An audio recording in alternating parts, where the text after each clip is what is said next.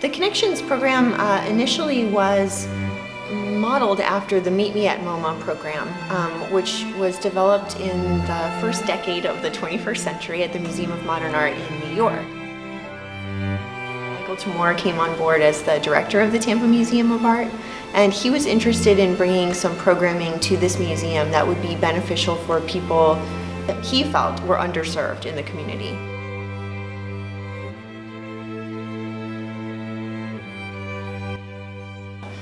There's a substantial amount of research about this program and about what methods might work for this particular demographic. And here at the Tampa Museum of Art, we use several of the same methods that were proven to be successful at the Museum of Modern Art in New York. Among those methods are interactive conversations around works of art, where leading questions encourage participants to look deeply and share their own perspectives about the work of art without fear of judgment or failure. One of the methods that we use in the Connections Tour is visual thinking strategies. And the people who pioneered this method, Philip Yenawine and Abigail Housen, were inspired to develop a more interactive way of encountering art based on research that they conducted, which showed folks who were attending those traditional docent tours of museums that are very information heavy and lecture oriented were not really retaining a lot of that info after they left the museum. So Housen and Yenawine were interested in finding ways of building personal connection between the individual and the work of art and strengthening a person's ability to look critically at a work of art and form their own opinions based on the visual evidence that they saw. So we've adopted their method and other methods that are similar in that they empower the viewer to have a meaningful experience with the work of art without any previous art historical knowledge. And we found that that method works really well with our participant groups at Connections because many of the folks coming here have not been in a museum in a long time. Some of them have never come to a museum. It might seem like an intimidating space. And part of our mission here is to show that museums are not only safe spaces to share one's personal ideas, but they're a place where anybody can experience and encounter art. I've been working with the Connections program since November of 2015, so about 4 years now. And I've been leading the tour since then as well. I have worked with participants living with Alzheimer's disease, dementia, depression, PTSD, substance use disorder, ALS, wounded warriors, HIV/AIDS, and nursing students. Each group has individual needs and capabilities, so when it comes to our tours, we deviate the tour plan depending on the group in front of us.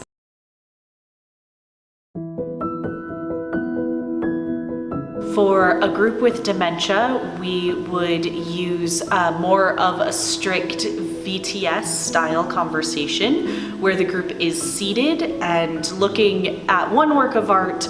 In a few instances, we've let them wander, but we need a higher ratio of facilitators to participants to let our dementia groups wander and have one-on-one conversations where we're still using open-ended questions to elicit responses. So with our dementia patients, we don't always know what point in time they're living in that day. So it doesn't matter when we're looking at a work of art, where they are at the moment, how they're feeling that day. The artwork is there to help lead the conversation. But it's possible that in that day, the reality they're living in is actually 20 years ago, as opposed to the here and now. And so the point of having open-ended conversations with our dementia participants is that they are able to respond with whatever reality is their reality to today. And feel validated, and everyone's going to have an opinion on a piece. Some people will like it, some people will hate it, but everyone will have at least one opinion. So activities like VTS kind of work with Alzheimer's because they can feel heard and validated, and they can say whatever they want or whatever comes to mind, and it's okay. There's not a right or wrong answer.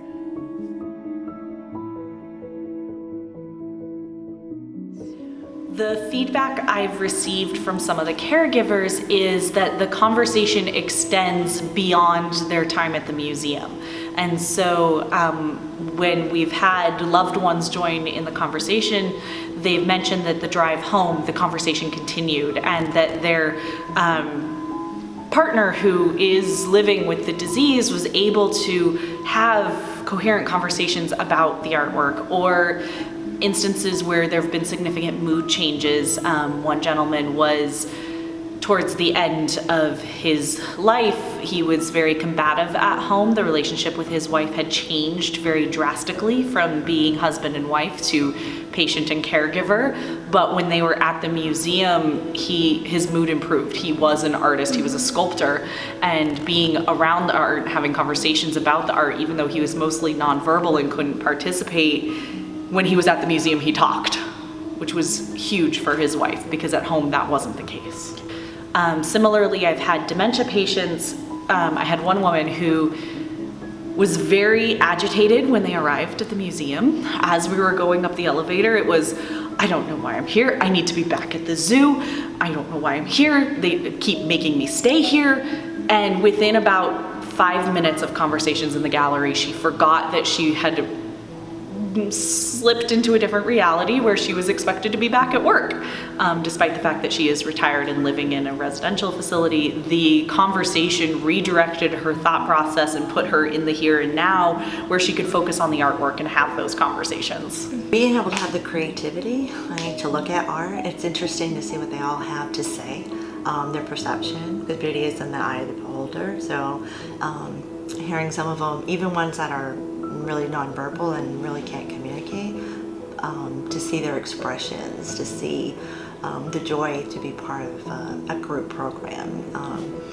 Music, art, those are things that help the brain to make reconnections to their past, bring back those memories, and it targets good endorphins and things in the brain that of accomplishment with them. So those are two things that are probably key in dementia or Alzheimer's itself.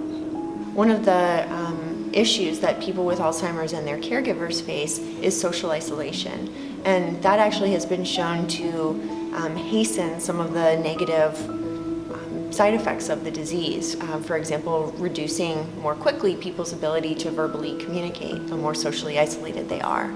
We have a lot of great anecdotal data about the benefits of connections for participants and their caregivers. Even just witnessing a single tour, you can see people really coming out of their shell and feeling more comfortable sharing their emotions and their personal experiences. We've come back because of the feeling of self-worth, the self-esteem that it gives them, the joy of feeling selected as being part of an art program. It's nice to know that we have residents, and even though they have cognitive impairments, that they still remember the Tampa Museum of Art, and they remember going there, and they remember the joy of going there, and that they want to sign up.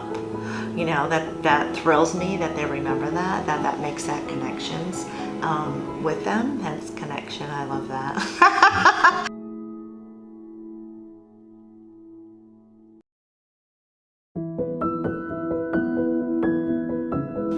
For our participants who are living with substance use disorder, we often take a more client-guided approach to our facilitation. So we will give a prompt and let the participants go and find the work of art they want to talk about, as opposed to us picking one. So our substance use participants in their recovery are very restricted in their movement, their ability to be individuals. They do a lot of group therapy programs. They are constantly surrounded by people. So we like this opportunity to give them some freedom within the galleries. It's a restricted space, but there's still a sense of self-exploration that happens. And again, it guarantees that they're interested in the artwork they're looking at because they chose it as opposed to me. So my favorite activity to do with our substance use disorder groups is giving out question prompts. These questions were devised, were originally created through a combination of museum educator Ray Williams and a art therapist at the Memphis Brooks Museum. They separately came up with a similar activity. It was brought to my attention by an art therapist at Fort Bliss, and she and I worked together to revise and coordinate the exact questions we would ask of her soldiers, and I've brought that here to the museum. So the questions range from find a work of art that expresses how you feel today, what drew you to that object, to find a work of art you'd like to give to somebody close to you. Who would you give it to and why? They all find a different artwork that answers that question, and then we have conversations about it from there. One of my favorite questions in the tour actually is picking a piece of art for someone else, because it's asking them to think about someone else and what their motivation, why they would give that piece of art to someone. Because really, addiction is selfish in nature. It's about me and my next high and what can I do, and there's a lot of harm towards others that come with that. So we're asking them to connect within and to express themselves in a healthy way. My alternate activity to do with them, typically I will do something called Buy, Borrow, Sell. This is derived from an activity that the organization Museum Hack does, and one of my docents brought it to my attention, but we essentially ask everybody to go find 3 works of art, and once they've found 3 works of art, we make them decide between which one they would like to buy, which one they would like to borrow, and which one they would like to sell. And in this instance, we are seeking for them to really think about what they like about the artwork and what it means to keep something forever versus giving something away and never seeing it again. The groups that come to us in this program are typically heavily engaged in group therapy programs, and so they are very used to sharing their thoughts and feelings. And so when we do this type of programming, I find very little resistance in getting them to share. At the very minimum, the artwork serves as a mediator. And so with it being this work of art expresses how I feel today, or this work of art looks like an angry work, they're not saying that they are angry, they're saying that the artwork is. So even though it's a direct reflection of how they're feeling, the artwork is a mediator and makes it safe to express that. Yeah, so one of the first groups we tested the program on was a depression support group.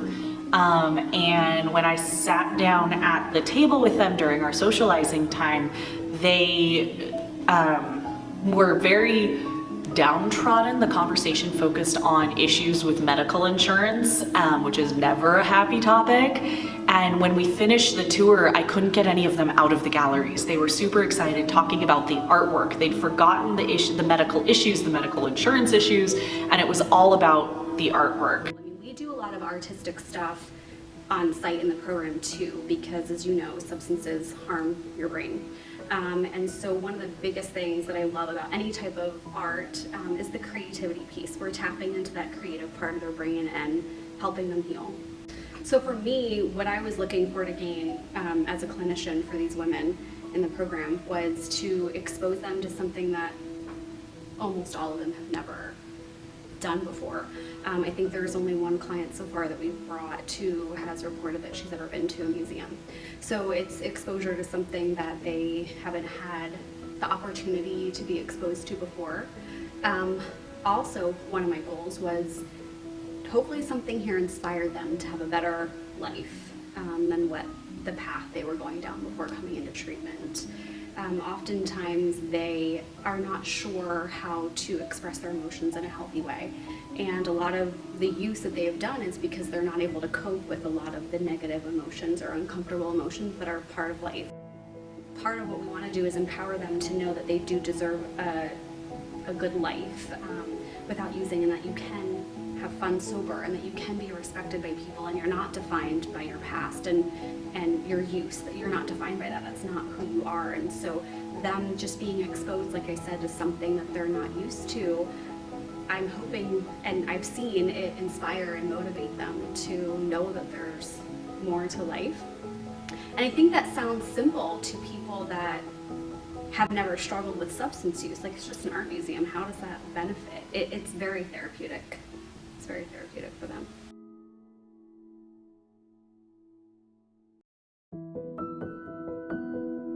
I think that One of the main reasons why the Connections program is successful for people with Alzheimer's disease and those with substance abuse is that it provides an opportunity for those folks to be outside of their normal environment and interacting with others in a safe space. So I think coming to this program, what I love about it is that it's not a regular boring tour of a museum, right? For them, like I don't think that they would be able to walk around and just hear different things about artwork. How it's interactive, I think, is what's amazing for them. They realize that they can be normal or treated with respect. Just the exposure of being here, from even like the food that's set up in the beginning.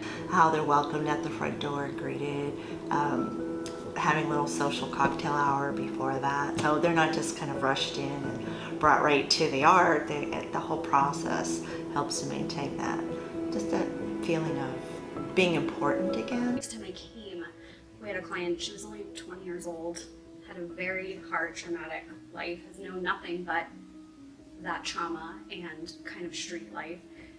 She was uncomfortable initially coming into a place that she felt like looked pretty and was proper. Eating hummus for the first time was something she'd never done before coming here. And so what I saw in her at the end was this comfort that she actually felt by the end of the tour, and being exposed to things, and she didn't know that she was worthy of doing something as basic as being in an art museum. So it's been amazing to see that, and for them to express that. Actually, they want to come more often, which is not something that we can do right now. I'm hoping we can at some point. I have had a lot of experiences where people have a desire to keep visiting the museum. The most eloquently put as to why was a woman whose son has Tourette's, which when a family member, he was 9 years old, so a family member like that living in your household, it can cause a lot of stress within the house in general and everybody who's living there. And so she was partaking in our program. It happened to fall at the same time as his therapy, so she could drop him off at therapy, come to the museum, take a little break with us, and then go back to him. And her very first visit, she picked a work of art. I think she had the question, find a work of art that makes you feel comfortable or relaxed. And the work of art she picked, when she was talking to us, she said, this really, the colors in it makes me feel calm. And every time my son is causing problems, is loud, is not listening, is not behaving well, I can mentally return to this artwork and just remember this feeling of being calm. And she then continued to come back every month because of that experience of engaging with a work of art. When I first started working with the Connections program at the Tampa Museum of Art, in our first semester, we had 5 patient groups come through the museum. In this past year, so in 4 years' time, we've grown that to more than 60 tours per year, serving over 500 people in the community. Substance use, the majority of them are co-occurring, so there is a mental health diagnosis as well. And so I think this is helpful for mental health as well. Just think about anxiety, right? Or maybe some social anxiety, and you're coming to a new place for the first time and you're being asked to speak in front of people. And so in that way too, it's very beneficial. Someone with depression, again, we're asking you to try to feel something, to look at art and to try to explore something internally. We're forcing you to be in a pro-social environment, right? Just by walking around with everyone and looking at this art. And so I think it's very helpful. I mean, there's a lot of benefits to it holistically. I think that everybody would benefit from. If there are programs that have, more programs that offer things like this, what we're doing is exposing people and motivating them to be better and building our community. I would definitely want to thank you guys. I mean,